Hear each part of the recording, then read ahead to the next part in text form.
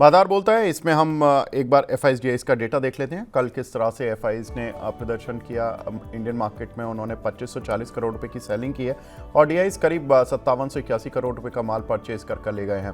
Global indices का हाल देख लेते हैं। इस समय अमेरिकन मार्केट्स कल कैसे क्लोज हुए और एशियन मार्केट किस तरह से ट्रेड कर रहे हैं। तो उनमें देखें तो अमेरिकन मार्केट्स कल थोड़ा सा तेज ही था, क्योंकि हमने देखा कि ग्लोबल इंडिसेस सारी ही अच्छी मजबूती के साथ बंद हुई थी। तो अमेरिकन मार्केट भी करीब 0.25% बढ़कर ही बंद हुआ। लेकिन आज रेड मार्क है, लेकिन इतना डीप नहीं है कि डरने घबराने की जरूरत। तो शंघाई हैंसेंग फ्लैट टू नेगेटिव है। निकाई में करीब 0.5% की बढ़त है। कोस्पी में करीब 0.5% की गिरावट है। तो मिक्स है एशियन मार्केट्स। एक बार देख लेते हैं कि आज के टॉप गेनर्स और लूजर्स कौन से हैं, कौन से काउंटर्स हैं जो कि अच्छी स्ट्रेंथ दिखा रहे हैं। तो स्टरलाइट टेक अगेन तीसरे दिन लगातार टॉप गेनर्स की लिस्ट में टॉप पर ही चल रहा है। 12% आज भी ऊपर है। इसमें डेटा सेंटर की शुरू करने की खबरें कि डेटा सेंटर बिजनेस पर कंपनी जा रही है। और दूसरा, प्रमोटर्स ने करीब 10 लाख शेयर ओपन मार्केट से बाय किए हैं। उसकी वजह से ये काउंटर लगातार तीसरे दिन चल रहा है। एडवांस एंजाइम्स करीब 5%, BF यूटिलिटीज 5%, तानला सॉल्यूशन 5% और लेटेंट व्यू करीब 4.25% ऊपर है। एक बार देख लेते हैं टॉप लूजर्स कौन से काउंटर हैं जहां पर कि आज गिरावट देखने के लिए मिल रही है। तो इसमें देखें तो शिपिंग कॉर्पोरेशन आज करीब 0.6% नीचे है। विजुवियस, प्रिंस पाइप, जुबिलेंट इनिग्रा और एरिक लाइसेंस, ये कुछ एक काउंटर्स हैं जहां पर 3 से 4% की गिरावट देखने के लिए मिल रही है। लेकिन ईरान इजराइल पर जो अपडेट्स हैं वो ये है कि इंटरनल कुछ रिपोर्ट्स इस तरह की आ रही हैं कि ईरान सीज फायर के लिए तैयार हो रहा है। सऊदी, कतर और ओमान से उन्होंने रिक्वेस्ट की है कि डोनाल्ड ट्रंप को बोलें कि वो अपनी जो इन्फ्लुएंस है वो इजराइल पर दिखाएं और ये युद्ध रुकवाएं। ऐसा इंटरनल रिपोर्ट्स बोल रही हैं। लेकिन ईरान ने ऑफिशियली इस तरह की अभी पूरी तरह से बातें नहीं कही हैं, केवल इंटरनल रिपोर्ट्स चल रही हैं। और ट्रंप को भी उन्होंने बोला है कि इजराइल से कि युद्ध रोकने के लिए कहा है, लेकिन और न्यूक्लियर डील पर भी बातचीत करने के लिए तैयार है। दैट मीन्स कि ईरान कहीं ना कहीं सॉफ्ट पड़ रहा है एज पर रिपोर्ट्स। लेकिन अभी जो थोड़ी देर पहले का आज का कमेंट है वो डोनाल्ड ट्रंप का ये है कि लोग फटाफट से तेहरान को छोड़ दें और वहाँ पर कुछ यानी कि तेज़ हमले होने की उम्मीद या आशंका लगाई जा रही है।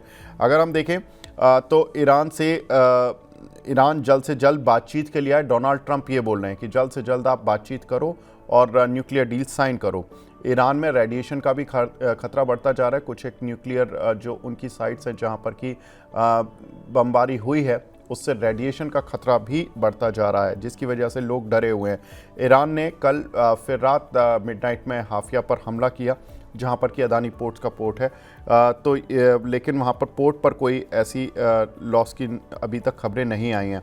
गौरांग सर, दो चीज़ें, एक कि जिस तरह से हमारी जो कंपनीज़ हैं जिनका ईरान में थोड़ा बहुत एक्सपोज़र है या इज़राइल में एक्सपोज़र है, इज़राइल में जैसे हाफिया पोर्ट पर हमारा अदानी पोर्ट्स का 70% स्टेक है और उनका 5% रेवेन्यू कंट्रीब्यूशन आता है।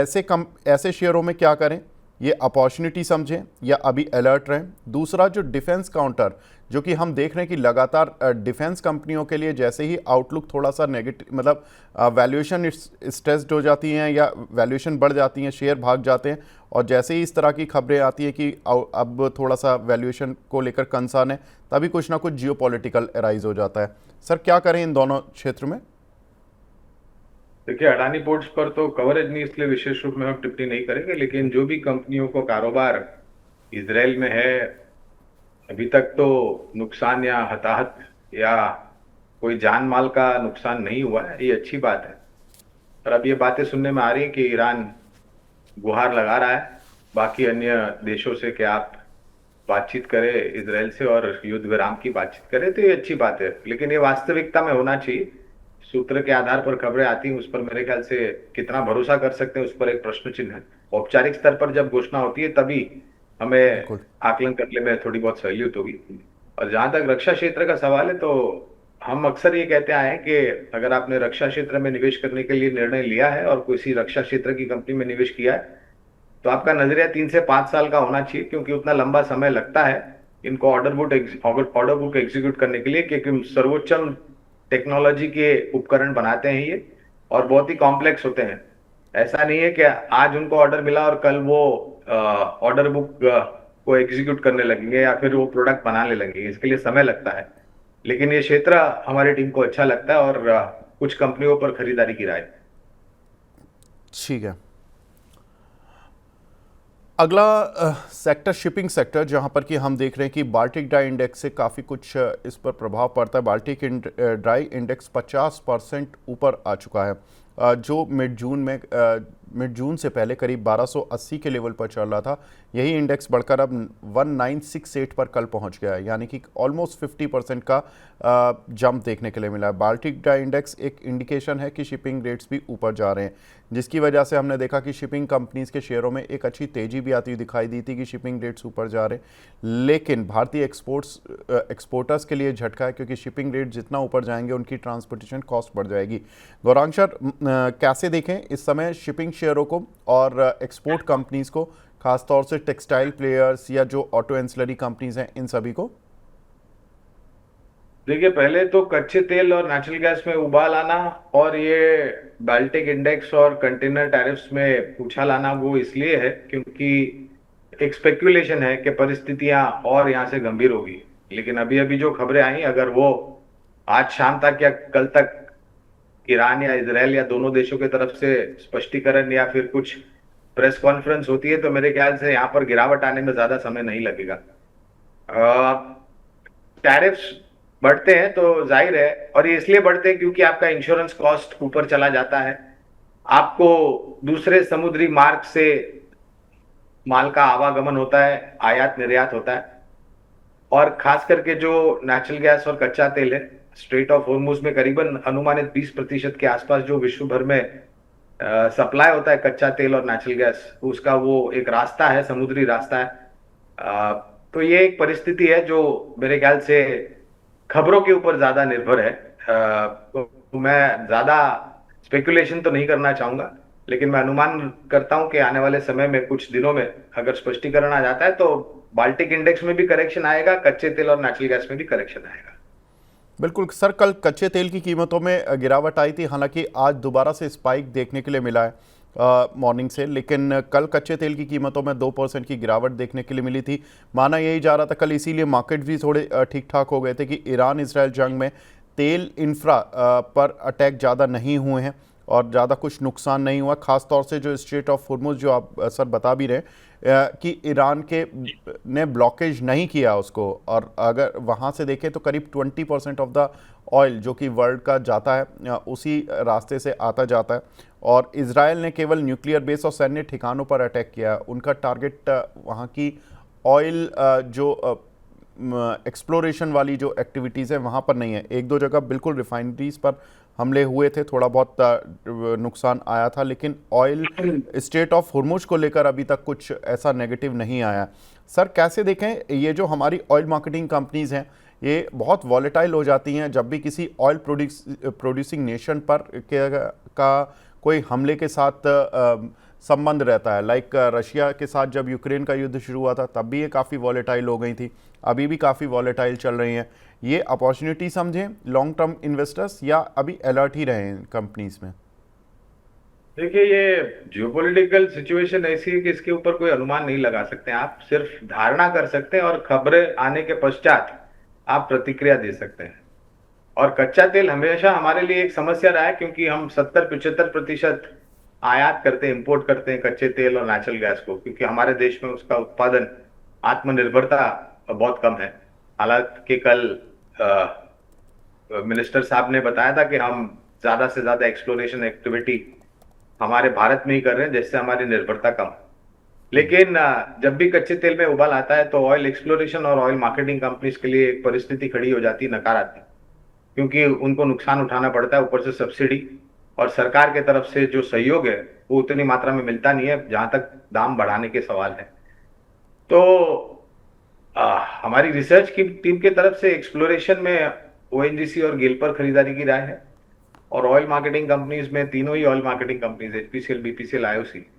लेकिन आपका नजरिया बहुत ही लंबा होना चाहिए, क्योंकि ये क्षेत्र जो है ऑयल मार्केटिंग और ऑयल एक्सप्लोरेशन, ये पूर्ण तरीके से निर्भर है कि अंतर्राष्ट्रीय मार्केट में कच्चे तेल के और नेचुरल गैस के क्या दाम होते हैं। ठीक है सर, एक खबर जो कि थोड़ा सा मतलब एक अलग ही लीक पर चल रहा है इस समय, यूरोप और अमेरिका। G7 में क्या बोले ट्रंप, उनको देख लेते हैं। उनका कहना है कि पुतिन को G7 से हटाना एक बहुत बड़ी भूल थी। जो रशिया को 2014 में पहले G8 हुआ करता था, जिसमें से रशिया को हटा दिया गया था। उस समय रशिया का क्रीमिया को लेकर जो युद्ध चल रहा था यूक्रेन के पार्ट को लेकर, तो उसकी वजह से 2014 में रशिया को हटा दिया गया था।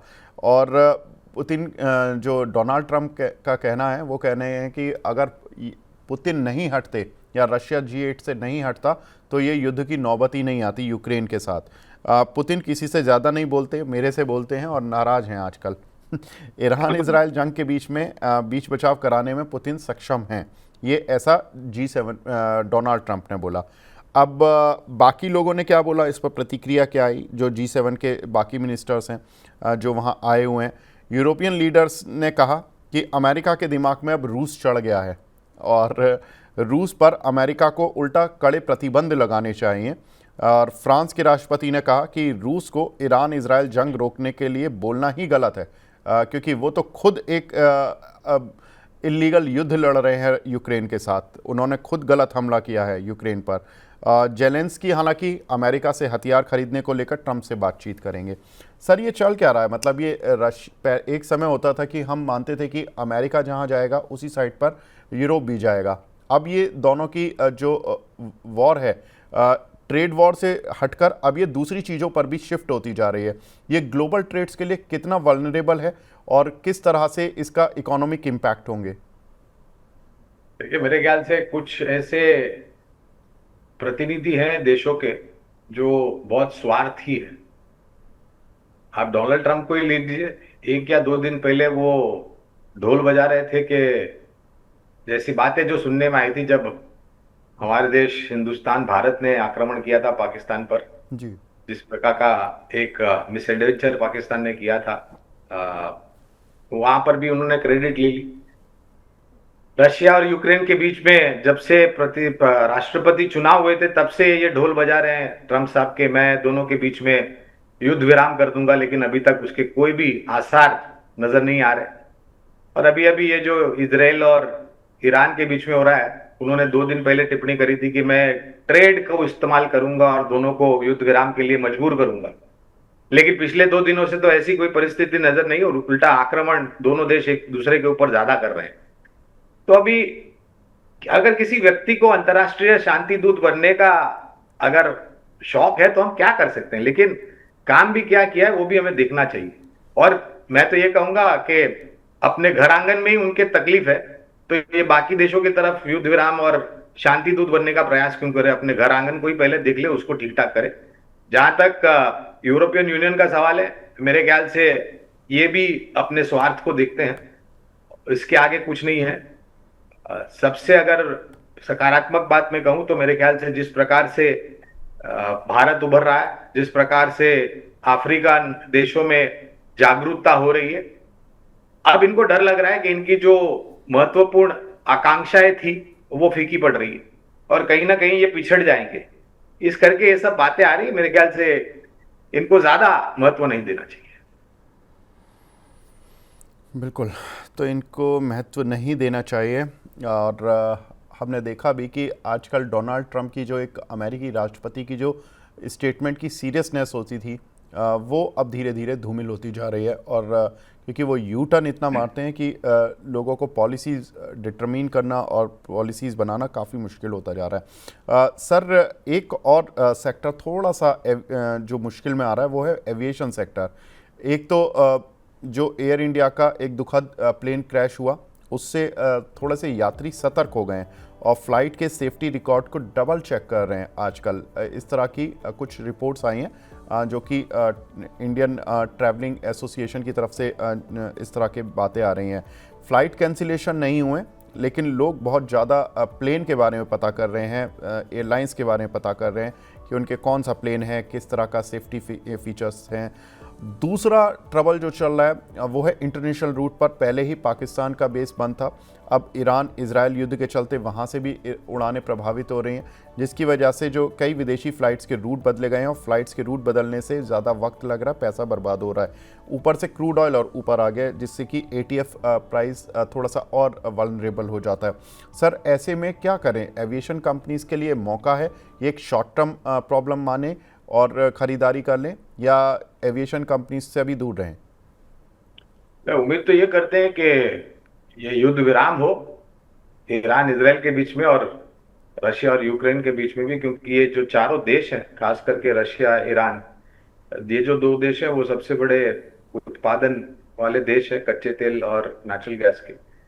और जब कभी भी जियोपॉलिटिकल टेंशन होती है तो स्वाभाविक है आवागमन जो होता है इन सब कमोडिटीज का, उसमें थोड़ी बहुत बाधाएं लग जाती हैं। उड़ान क्षेत्र का जहां तक आपका प्रश्न है, मेरे ख्याल से छोटी मध्यम अवधि में हो सकता है परेशान हो, लेकिन अभी तक एटीएफ के दाम बढ़े हैं ऐसी खबरें मैंने नहीं सुनी है एविएशन टरबाइन फ्यूल के। और उम्मीद रखता हूं कि न बढ़े, जिससे बोझ जो है वो और बढ़ जाएगा और शायद एयरलाइन कंपनियों को अपने जो टिकट के दाम है उसको ऊपर के तरफ लेके जाना पड़ेगा, जिससे यात्रियों को थोड़ी बहुत असुविधा होगी। जहां तक सुरक्षा का सवाल है, देखिए ये अनिवार्य है कि आप जानकारी रखें, लेकिन हवाई जहाज से क्या, अगर आप पैदल भी चलते हो रास्ते पर तो कुछ घटना हो सकती है आपके साथ, इसमें नियंत्रण नहीं है। लेकिन हाँ, सावधानी रखना मेरे ख्याल से अपने आप में एक अच्छी बात है, आप जानकारी लीजिए। और जहां तक आप यात्रा करते हैं उड़ान से, तो जोखिम तो बढ़ ही जाता है वहां पर, क्योंकि आप हवा में हो, हवाई जहाज में हो, कई हजारों फीट ऊपर आप यात्रा कर रहे हैं। तो और ये में अच्छी बात है कि लोग अब सतर्क हो गए हैं। मेरे ख्याल से लोग सतर्क होने से अच्छा है कि जो औपचारिक स्तर पर अधिकारियां हैं या फिर जो संस्था है जो इसकी जांच करते हैं, ये ज्यादा सतर्क हो जाए तो बहुत अच्छी बात होगी। बिल्कुल ठीक है सर। एक और सेक्टर जहां पर कि सीमेंट सेक्टर, जहां पर कि आज एक सीएलएसए की रिपोर्ट आई है, उनका कहना है कि Q1 प्राइस इंक्रीज जो हुआ है सीमेंट की कीमतों में, वो कोविड के बाद सबसे बड़ा हुआ है, सबसे ज़्यादा हुआ है। जो स्पॉट सीमेंट की कीमतें हैं वो 4 से 6% ज़्यादा हैं, जो कि FY25 का जो टोटल एवरेज था। और ख़ासतौर से जो सीमेंट का हाईएस्ट प्राइस इंक्रीज़ हुआ है वो साउथ पार्ट में हुआ है और ईस्टर्न पार्ट में हुआ है।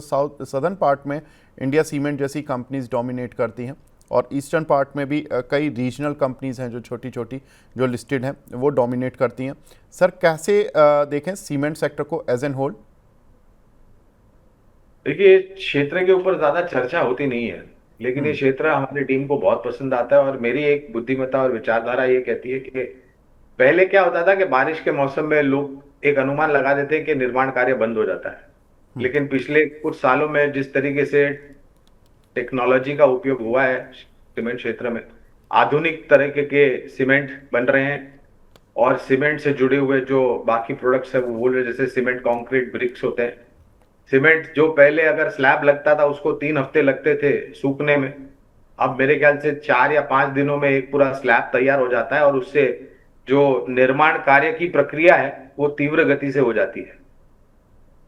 शहरों में, बड़े शहरों में, छोटे और मझोले शहरों में तो सीमेंट का खपत ऊपर की तरफ है, लेकिन ज्यादातर सीमेंट की खपत अब ग्रामीण और मध्यम ग्रामीण में हो रही है। जिस प्रकार से प्रधानमंत्री आवास योजना, प्रधानमंत्री ग्रामीण सड़क योजना वगैरह वगैरह जो बन रहा है, dedicated freight corridor, ports, airports, affordable housing, real estate sector जो है वो सबसे बड़ा खपत का केंद्र है जितना भी सीमेंट हमारे देश में उत्पादन होता है।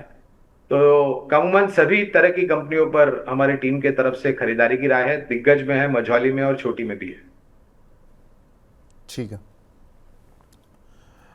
सर, एक कंपनी बायोकॉन अगर आपकी लिस्ट में हो, इसमें कल QIP की खबर आई थी कि QIP का जो बेस प्राइस रखा गया है, फ्लोर प्राइस, वो 340 रुपये 20 पैसे रखा गया है, जो कि कल की क्लोजिंग से 5% डिस्काउंट पर था, 4500 करोड़ रुपए जुटा रही है। लेकिन सर शेयर का जिस तरह का आज का परफॉर्मेंस है वो ठीक ठाक है, काउंटर ऊपर है आज भी। कैसे देखें सर बायोकॉन के इस QIP को?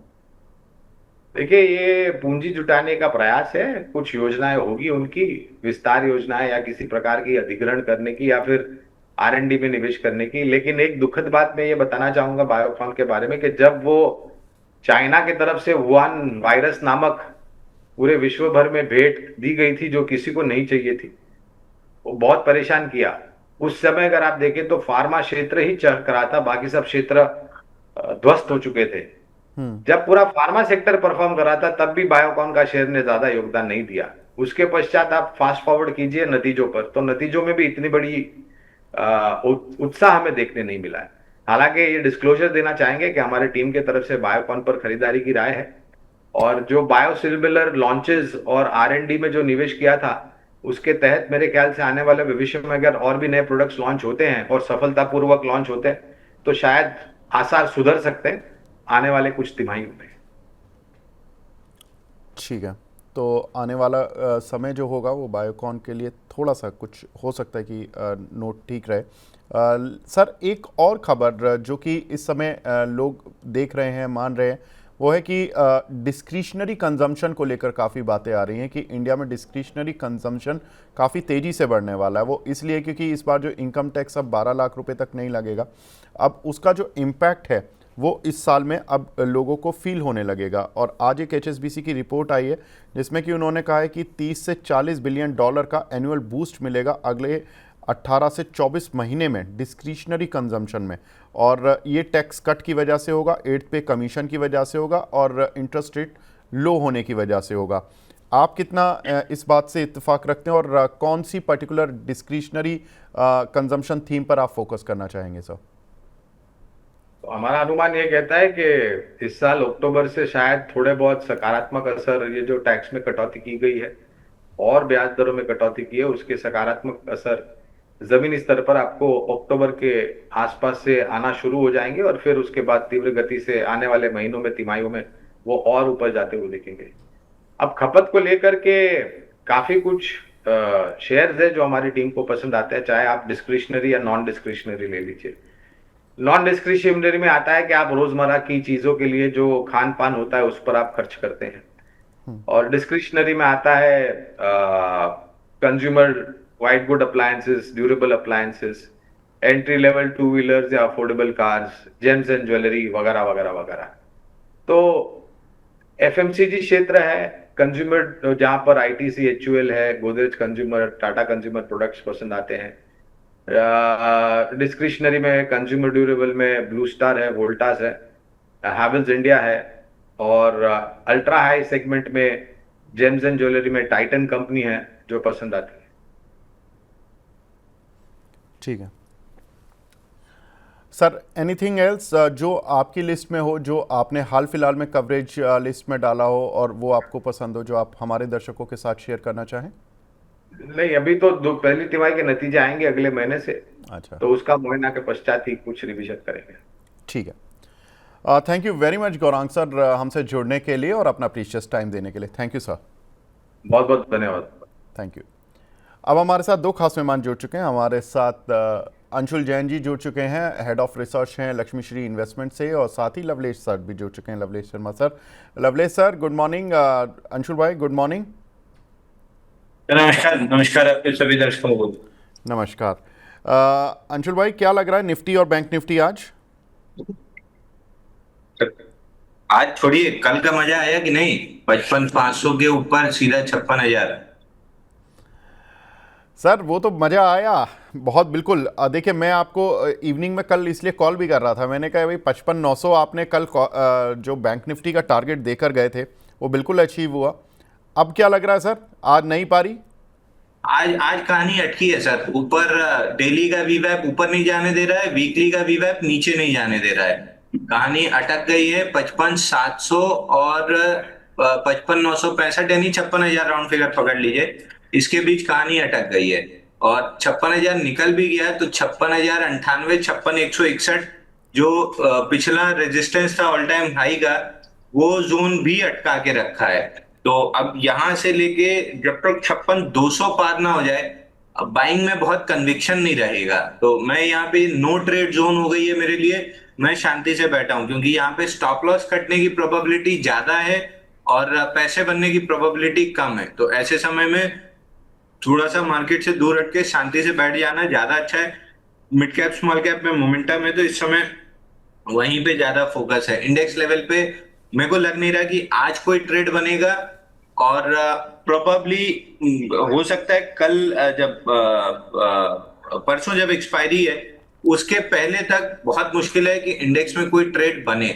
सेकेंड हाफ में जरूर हम 55,700 टेस्ट करने के बाद बाउंस बैक जरूर दे सकते हैं बैंक निफ्टी पे, बट कोई बड़ा ट्रेड, बड़ा पैसा कमाने लायक ट्रेड ऐसा दिख नहीं रहा। और अगर बैंक निफ्टी इसी तरीके से चौपी रही तो निफ्टी को भी वो चलने नहीं देगी। तो जब तक बैंक निफ्टी क्लियर नहीं करेगी तब तक निफ्टी ट्रेड करना भी आपके लिए मुश्किल होगा। हालांकि मेरा बायस बेरिश नहीं है, मेरा बायस अभी भी बुलिश ही है, और रीजन मैं आपको बता देता हूं। रीजन है एफआईआई का डेटा, जो मैं बार बार देखता हूं। एफआईआई का डेटा अगर आप देखेंगे तो एफआईआई का डेटा अभी भी on the side of bulls ज्यादा है। नेट इंडेक्स पोजीशन पे एफआईआई नेट इंडेक्स पोजीशन देखेंगे तो ओवरसोल्ड लेवल आता है 83,000, 1,07,000 कॉन्ट्रैक्ट शॉर्ट है, 1,13,000 पे हम एक्सट्रीम ओवरसोल्ड हो जाएंगे। और नेट पोजीशन पे देखें, ये फ्यूचर की पोजीशन थी, और नेट पोजीशन पे देखें 1,66 पे ओवरसोल्ड होते हैं। 1,66 से हल्की सी शॉर्ट कवरिंग आई है पिछले 2 सेशन में जो बड़ी बार बनी थी, लेकिन अभी भी 1,21 अभी भी शॉर्ट है। तो 1,66 पहुंचने के बाद या तो तेजी आ जाएगी, या फिर अगर थोड़ा और नीचे गया तो 2,40 शॉर्ट होने के बाद तेजी आएगी। बट यहाँ से नीचे जाने की जगह बहुत कम बचती है, अनलेस प्राइस स्ट्रक्चर पे ब्रेकडाउन आ जाए, जिसकी उम्मीद फिलहाल तो कम लग रही है। आज और कल कंसोलिडेशन दिख रहा है, इसके बाद एक अटेम्प्ट मारेगा 56,161 निकालने का। ठीक है, तो बैंक निफ्टी यहाँ से चलने के लिए तैयार है। अब लवलेश सर हमारे साथ जुड़ चुके हैं, फाउंडर हैं मार्केट फैक्ट्स एनालिटिक्स के। Lovelesh sir, good morning. Good morning Vivek ji. Sir, क्या बता रहे हैं आजकल अपने क्लाइंट्स को? देखिए, मार्केट बढ़िया चला, उसके बाद ये फिर घटिया खबर आई। अब बढ़िया खबर के लिए मार्केट वेट कर रहा है कि बैंक ऑफ जापान से कुछ आ जाए और अमेरिका से कुछ अच्छा हो जाए। तो क्या कुछ लग रहा है सर आपको? जी देखिए, जैसा हमने पहले भी डिस्कस करा विवेक जी, जब भी अनसर्टेनिटी रहती है मार्केट में, मार्केट का जो डायरेक्शन है वो प्रोबेबली एक तरह से साइडवेज हो जाता है, और वही पिछले 1 महीने से हम देख भी रहे हैं। हमने पहले भी डिस्कस करा है, और अभी भी मार्केट उसी रेंज में, ज्यादा कुछ चेंज नहीं हुआ है। ऊपर में 25,100, 25,150, नीचे में 24,700 था। तो मार्केट ने 1-2 बार तोड़ा है, उसके नीचे गया है, 24,600 तक गया है, और वापस से मार्केट इसी को रिकवर करके 24,800 पे अभी मेरे ख्याल से 75 पे ट्रेड कर रहा है। तो ये एक रेंज बनी हुई है। जब भी अनसर्टेनिटी रहती है, स्टॉक स्पेसिफिक एक्शंस होता है। मेरे ख्याल से यहाँ पर ये वैसा मार्केट नहीं है जहाँ पर हमको बहुत ब्रॉड बाइंग दिखे। स्टॉक स्पेसिफिक एक्शन रहता है, सेक्टर स्पेसिफिक एक्शन रहता है, और काफी कुछ रोटेशन होता है। तो यहाँ पर मेरे ख्याल से रिटेल निवेशकों के लिए थोड़ा सा मुश्किल हो जाता है, क्योंकि जो मार्केट का कैरेक्टरिस्टिक है वो काफी कुछ चेंज होता है। और ऑब्वियसली क्यूज जो रहती है, तो जैसे आपने जापान यूएस की बात करी, अभी अनसर्टेनिटी इतनी है कि एक कोई या फिर एक स्टेटमेंट यूएस के प्रेसिडेंट का, या फिर कुछ गतिविधि इसराइल और ईरान की, तो वहां पर एक वोलैटिलिटी थोड़ी सी बढ़ जाती है। यहाँ पर थोड़ा सा स्टॉक स्पेसिफिक रहता है, सेक्टर स्पेसिफिक। मुझे लगता है ये कंटिन्यू रहेगा, और आने वाला जो 1 से 2 हफ्ते रहेंगे वो अनसर्टेनिटी के ही रहेंगे। तो यहाँ पर स्टॉक स्पेसिफिक अप्रोच रखना ज्यादा अच्छा रहेगा, एज कम्पेयर कि हम ओवरऑल ब्रॉड मार्केट पे बुलिश आउटलुक।